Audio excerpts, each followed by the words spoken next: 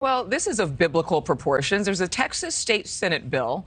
It would require displaying the 10 Commandments in public schools in the state of Texas. Now, there are supporters who say that this is a part of U.S. history. There are others who say that the bill violates religious freedoms, the separation of church and state, and the First Amendment of the U.S. Constitution.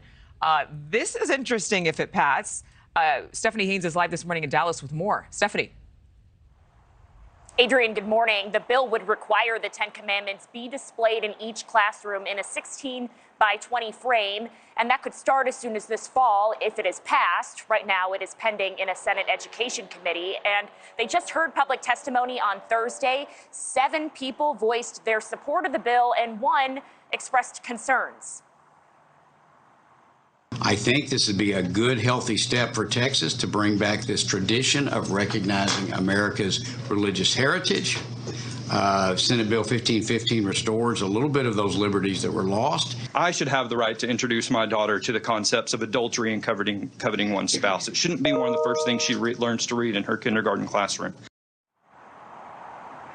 There is a monument on the Texas State Capitol grounds with the 10 Commandments, and this is not the first time Texas or other states have tried to incorporate the 10 Commandments in the classroom. However, one group who testified in support of the bill says they believe Texas is the first to file a bill like this since last summer. That's when the Supreme Court overturned what's called the Lemon Test, which determines whether a law or government activity violates the First Amendment. And while it's too soon to tell how far this bill will go, a political science professor I spoke to says this is an example of identity politics.